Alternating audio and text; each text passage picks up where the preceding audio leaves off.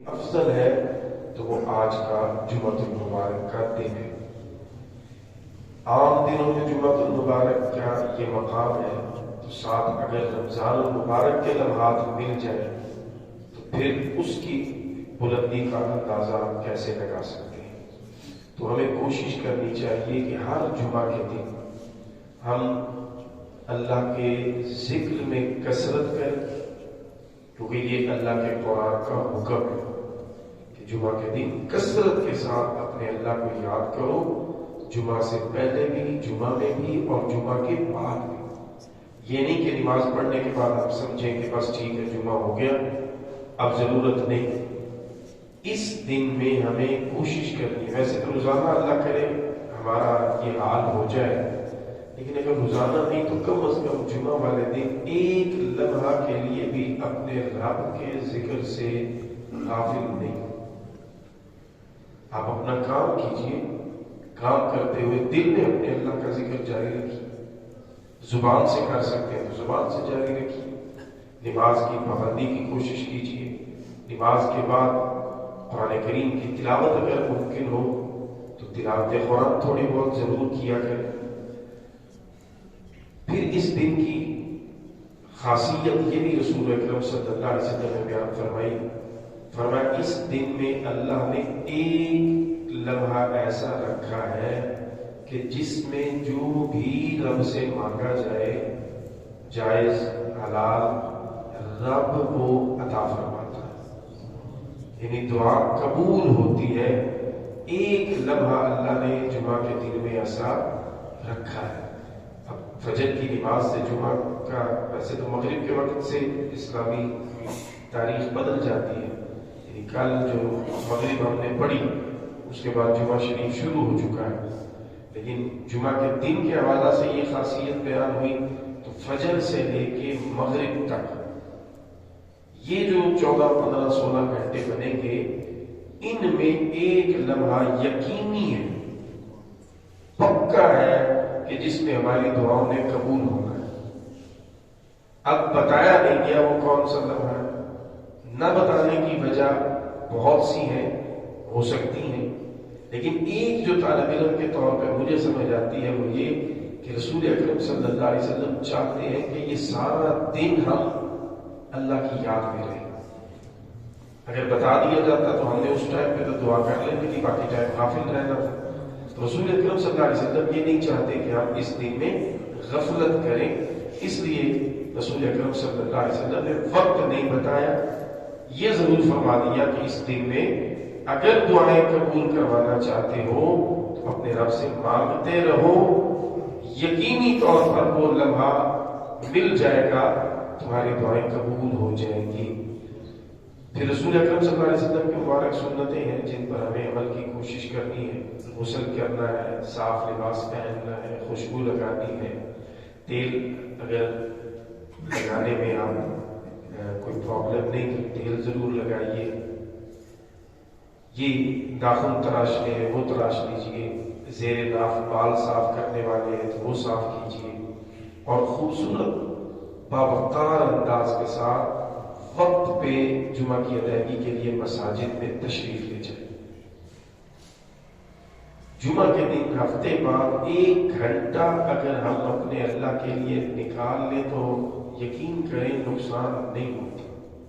یہ شیطان ہے جو ہمیں بہکاوے میں لاتا ہے کہ اتنا ٹائم پڑا ہے کیا کرو گے جا کے۔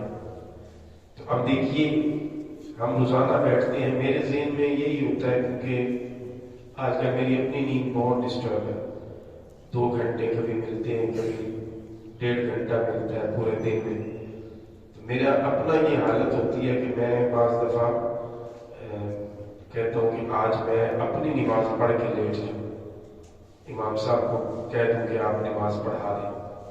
بعض دفعہ اتنی تھکاوٹ ہوتی ہے، لیکن اس کے باوجود میں کوشش کرتا ہوں کہ میں غیر حاضر نہ ہوں۔ اسی طرح آپ بڑی محبت سے بیٹھتے ہیں، الحمدللہ 10 منٹ کا میرا زیادہ سے زیادہ ذہن ہوتا ہے، لیکن آپ روزانہ 20 منٹ کراس کر جاتے ہیں، تو نہ آپ کو بیٹھے ہوئے وقت کا احساس ہوتا ہے نہ مجھے احساس ہوتا ہے۔ اسی طرح اگر جمعہ کے اجتماع میں بھی آپ ٹائم پہ چلے جائیں، آپ یقین کریں آپ کو وقت کا احساس نہیں۔ وقت کا احساس تب ہوتا ہے جب مجبوری میں کوئی کام کیا جائے۔ جب بندہ مجبور ہوتا ہے پھر اس کا دھیان بار بار گھڑی کی طرف اٹھتا ہے کہ یار ٹائم بڑھاؤ۔ جب آپ اپنی کسی محبت میں کسی جگہ پہ جاتے ہیں اور پھر آپ کہتے ہیں کہ کوئی نہیں، یہ ٹائم چلتا ہے، یہ لمحات ختم نہ ہو، تو جب اللہ کی محبت میں آپ مسجد میں تشریف لاتے ہیں تو پھر یقین کریں جس کی محبت میں آپ آئے بیٹھے ہیں وہ آپ سے غافل نہیں ہوتا۔ یہ پکی بات ہے۔ اس کو میں سادہ لفظوں میں سمجھانے کے لیے، اللہ رب العزت جل وعلا کی ذات بہت بلند ہے، ڈرتے ہوئے سمجھانے کے لیے مثال کا سہارا لینے لگا ہوں، کمی ہو تو میرا رب مجھے معاف فرمائے۔ آپ کے اور میرے گھر میں کوئی مہمان ہے تو کیا ہم اس سے لاپرواہی برتے ہیں؟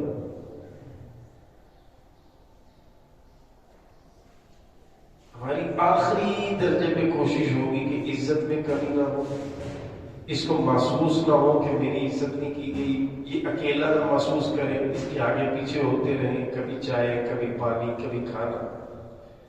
تو آپ اور میں اگر اپنے گھر آنے والے کی اتنی آؤ بھگت کرتے ہیں، ایک لمحے کے لیے اس سے غفلت نہیں برتتے، تو پھر احکم الحاکمین کی بارگاہ میں اگر بندہ آ جائے تو یہ کیسے ہم سوچ لیتے ہیں کہ وہ ہم سے غافل ہے؟ یہ کیسے ہم تصور کر سکتے ہیں کہ رب جو ہے اس کی کرم کی نگاہ ہم پر ہے؟ تو جب اس کی توجہ ہماری طرف ہے اور کیا چاہیے؟ وہ ایک دیوانے کو کسی نے آ کر کہا، بار بار ہر سال جاتا تھا حج کرنے اور دل میں یہ تمنا لے کے جاتا تھا کہ کبھی ایسا بھی حج ہو کہ حج کروں اور پیغام آئے، حکم آئے کہ منظور ہوا تیرا حج۔ تڑپ لے کے جاتا تھا۔ ایک سال اسی تڑپ میں جب حج کر کے فارغ ہوا تو اللہ نے کسی کو بھیجا قاصد بنا کے، کسی کو حکم ہوا حالت خواب میں کہ جاؤ فلاں ایک نام کا بندہ حرم شریف میں موجود ہے، اسے کہو کہ تیرا حج رب نے قبول نہیں کیا۔ اس شخص نے جا کے ڈھونڈا، نام لیا، تم ہو؟ اس نے کہا کہ میں۔ کہا رب کا پیغام ہے تیرے لیے، تیرا حج قبول نہیں ہوا۔ وہ جھومنے لگا، وجد میں آ گیا، جھومنے لگا۔ اس نے کہا کیسا پاگل آدمی، میں تجھے کہہ رہا ہوں رب فرماتا ہے تیرا حج قبول نہیں، تجھے خوشیاں چڑھ رہی۔ اس نے کہا چھوڑ اس بات کو، حج قبول ہے کہ نہیں، رب نے میرا نام تو لے لیا، میرے رب نے میرا نام لے لیا، اور مجھے کیا چاہیے؟ سبحان اللہ۔ تو رب کی ذات جو ہے نا، جب اپنے بندے کو نوازتی ہے تو پھر کہاں احکم الحاکمین کی ذات، اور اس کی اتنی مخلوقات ہیں کہ ہم تو اس کی مخلوقات میں کوئی حیثیت ہی نہیں رکھتے۔ اتنی وسیع کائنات، اور قرآن مجید نے تو یہاں تک فرمایا کہ کائنات مسلسل ایکسپینڈ ہوتی چلی جا رہی ہے، رب اس کو وسعت عطا فرماتا چلا جا رہا ہے۔ انسان ختم ہو جائے گا لیکن اللہ رب العزت کی کائنات کی وسعت کا اندازہ نہیں لگا سکتا۔ اور اس اللہ کی اتنی بڑی کائنات اور اتنے جہانوں اور اتنی مخلوقات میں انسان 0.00000 کچھ پرسنٹ شاید ہو، ہمارا حصہ ہی کوئی نہیں۔ رب احکم الحاکمین ہو کے، جہانوں کا پروردگار ہو کے اگر ہم پر توجہ فرماتا ہے نماز کی حالت میں، تو سوچو نا کتنا کرم ہے اس ساتھ۔ یہاں تو بندہ تھوڑا سا مصروف ہو جائے، اپنے بچوں کو ٹائم نہیں دے پاتا، کہتا ہے یار مصروفیت بڑی ہے۔ کیا مصروفیت ہے؟ بھائی یار دفتر جانا ہے، یہ کرنا ہے، وہ کرنا ہے، ایسے کرنا ہے، ویسے کرنا ہے۔ وہ احکم الحاکمین جس کا رزق بھی سب کا جس کے ذمہ کرم پہ، سب کی التجائیں بھی سننی جس کے ذمہ کرم پہ، مجبوروں کو رزق بھی پہنچانا جس کے ذمہ کرم پہ، سمندروں کی تہ میں بھی رزق، پہاڑوں کی چوٹیوں پہ پتھروں میں رہنے والے کیڑوں کو بھی رزق۔ ایسا رب کہ جس کو آپ سمجھیے کہ ایک سیکنڈ کے کروڑویں حصے میں بھی اتنی مخلوقات ہیں اس کے پاس، کہنے کو پھر سمجھانے کو کہوں تو شاید وقت نہ بھی ہو، لیکن رب فرماتا ہے جب میری بارگاہ میں کوئی آ جائے میں اس سے غافل نہیں ہوتا۔ اتنا بڑا کرم ہے اس ذات کا۔ حضرت علی المرتضیٰ کرم اللہ تعالیٰ وجہ کریم سے یہ قول ملتا ہے، اور اخبار کے معاملہ میں یاد رکھا کریں کہ جو بات اچھی ہو اس ہستی نے نہیں کسی اور نے فرمائی ہو، اس میں ہم نے اچھی بات کو صرف دیکھنا ہوتا ہے کہ بات ہے اس قابل کہ اس کو آگے فارورڈ کیا جائے یا نہیں۔ شخصیات میں ہو سکتا ہے، اس لیے یہ بات کلیئر کر دینی چاہیے کہ شاید ان کا یا کسی اور کا، کیونکہ یہ تاریخ کی بات اور اس طرح کی باتیں شور نہیں ہوتی۔ وہ فرماتے ہیں کہ ان سے منسوب ہے یہ کہ جب میرا دل کرے میں اپنے اللہ سے بات کروں، کبھی میرا دل کر پڑے کہ میں اپنے رب سے کلام کروں، بات کروں، تو فرماتے ہیں میں جائے نماز پہ کھڑا ہو جاتا ہوں۔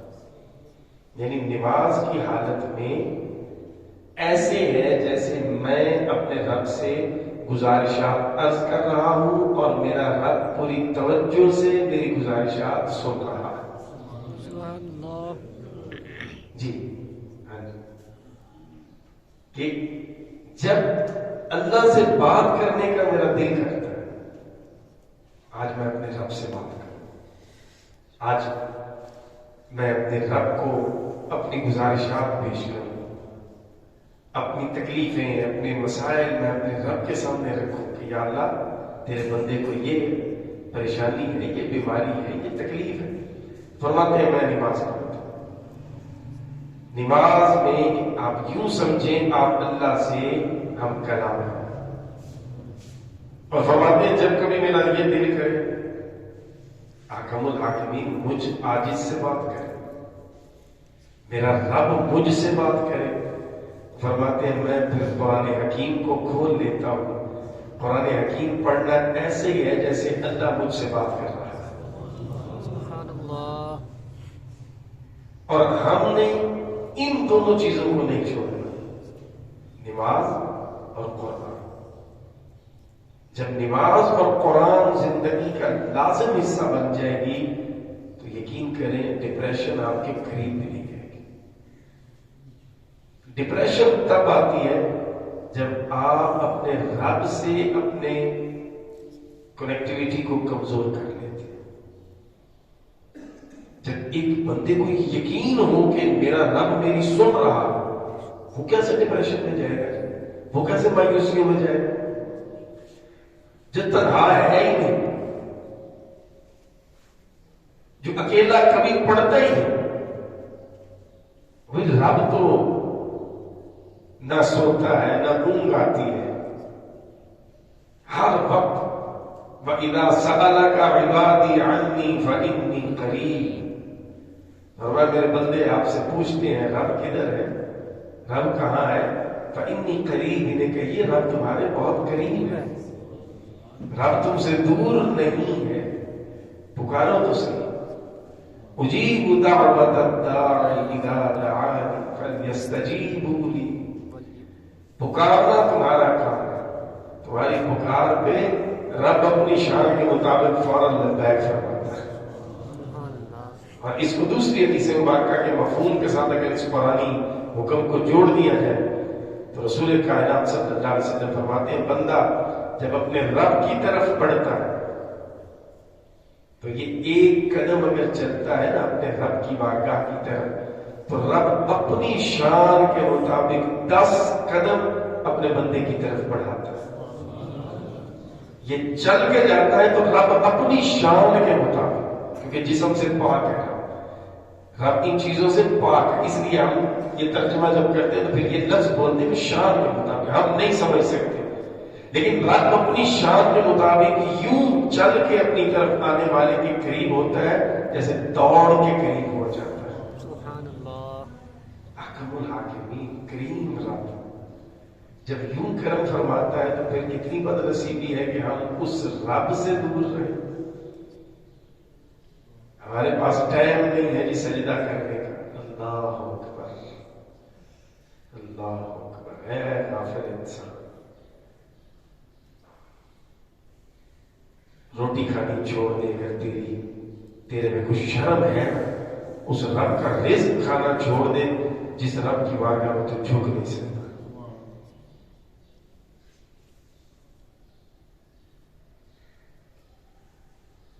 لیکن کیا کریں، غیرت نہیں، شرم نہیں، جھکنا بھی نہیں رب کی بارگاہ میں اور ڈٹ کے کھانا بھی. بن بلائے مہمان تو ہم برداشت نہیں کرتے. یہ صرف وہ کریم ذات ہے جو اپنے ہاتھ سے پتھر تراش کے کہتا ہے اے میرے خدا مجھے رزق دے. رب اسے بھی رزق عطا فرماتا ہے. کائنات کا بدترین انسان ہے وہ جو رب کے ساتھ شریک کرتا ہے کسی کو. لیکن مالک کس قدر کریم ہے، اس کے بھی رزق ضرور عطا فرماتا ہے. اور وہ کیا سمجھتا ہے میرے خدا نے مجھے دیا، حالانکہ اس کے خدا نے نہیں دیا ہوتا، احکم الحاکمین نے عطا فرمایا. اس لیے شکر ادا کیا کریں کہ اللہ اپنی بارگاہ میں سجدے کی توفیق عطا فرماتا ہے. یہ اس کا بڑا کرم ہے.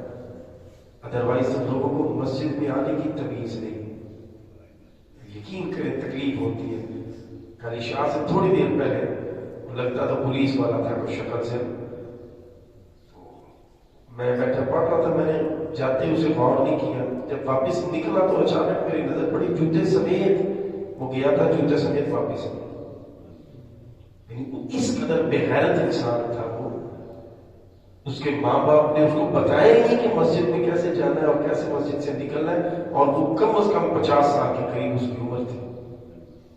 یعنی 50 سال کا انسان ہو گیا، اس کو مسجد میں آنے کی تمیز نہیں، اور پھر بھی وہ مسلمان ہے.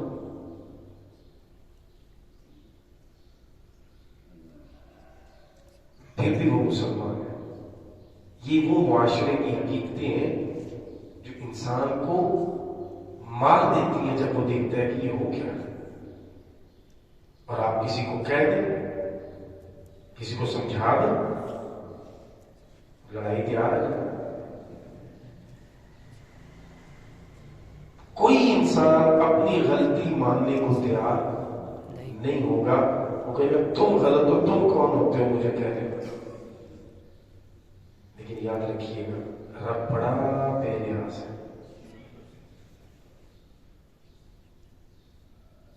طاقت کے نشے میں انسان بڑا کچھ کرتا ہے. نمرود نے خدائی دعویٰ کر دیا تھا خدا ہونے کا. حاکم الحاکمین بے نیاز نے جب اسے سزا دی نا، عبرت کا نشان بنایا، تو اپنی مخلوقات میں سے ایک چھوٹی سی مخلوق،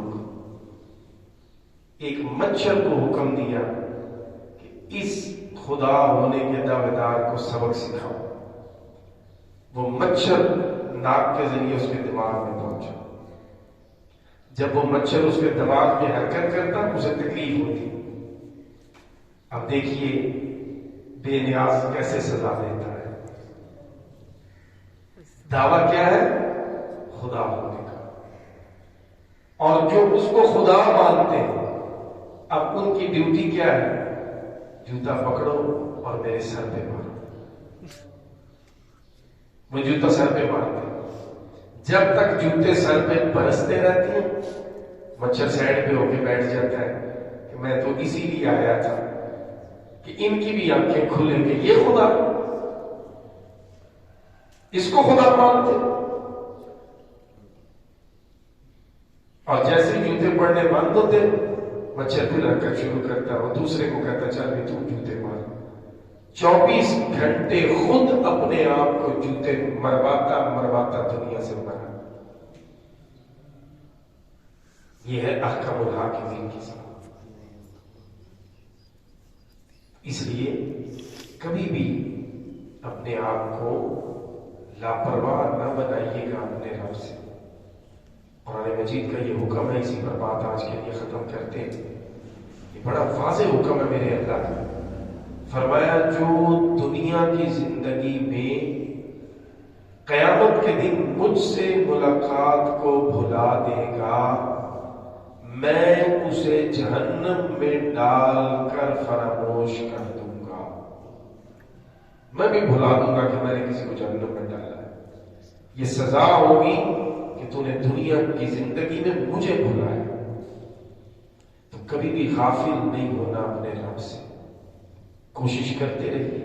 انسان ہے, کمی ہوگی, بھولیں گے, دائیں بائیں کبھی کبھی ہوں گے تھوڑا تھوڑا, لیکن جیسے ہی یاد آئے پھر نہیں دیر لگانی پلٹنے.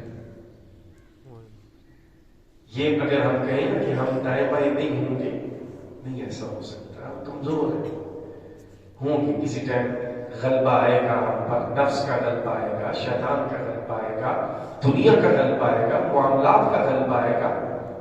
لیکن جیسے ہی رب دوبارہ دل میں گھنٹی بجے رب کی طرف سے حکم کی, پھر سستی نہیں کرنی, پھر فوری جھک جانا ہے. مالک معاف فرما دے, غفلت میں چلے گئے تھے. جیسے ہی دوبارہ سے الارم بجا ہے فوراً تیری بارگاہ میں حاضر ہو گئی. مسلسل غفلت میں نہیں جانا. اندر گھنٹیاں بجتی رہیں اور یہ کان بند ہو جائے, یہ نہیں کرنا. باقی ظاہر ہے پھر وہی بات کروں گا کہ کمزور ہے. رب بھی جانتا ہے کہ میرے بندے بڑے کمزور ہیں. اسی لیے تو رب فرماتا ہے کہ میرے بندیا کمزور تو ہے, گناہ تجھ سے ہوں گے, لیکن تو توبہ کر سچی, نیک عمل شروع کر دے. میں تیرے گناہ صرف معاف نہیں فرماؤں گا بلکہ تیرے گناہوں کو میں نیکیوں میں تبدیل فرما دوں گا. سورہ فرقان میں یہ موجود ہے. الا من تاب وآمن وعمل عملا صالحا فاولئک یبدل اللہ سیئاتہم حسنات. معاف ہی نہیں کروں گا صرف تیرے گناہ, بلکہ تیرے گناہ نیکیوں میں تبدیل فرماؤں گا. تیرا دشمن چیخے گا, پٹ مرے گا, میں نے اتنی مشکل سے پھنسا کے جال میں اس کو گناہ کروایا تھا, لیکن کتنا کریم رب ہے اس کا. میری ساری محنت پہ اس کے ایک آنسو نے پانی پھیر. اس لیے اپنے کریم رب سے ہمیں دور نہیں جانا. جمعہ کا مبارک دن ہے, کوشش کیجیے گا کہ آج کے دن میں آپ پر وقت مساجد میں اپنے اپنے کام کی جگہ پہ جہاں بھی آپ کام کرتے ہیں پہلی آذان کے بعد کوشش کیا کریں مساجد میں پہنچے. خطبہ شروع ہونے سے پہلے, لیکچر اسپیچ شروع ہونے سے پہلے تلاوت قرآن کر لیں, ذکر اذکار کر لیں. پھر جب لیکچر سٹارٹ ہو تو پوری توجہ سے سنیں, دین سمجھنے سیکھنے کی کوشش کریں. کوئی تشنگی رہ جائے, کوئی چیز نہ سمجھ آئے, جمعے کے بعد پوچھئے امام صاحب سے کہ حضرت یہ چیز ہمیں تھوڑی سی سمجھنے میں پرابلم آئی ہے, حضرت مزید اس کو ہمارے لیے واضح فرما دیں.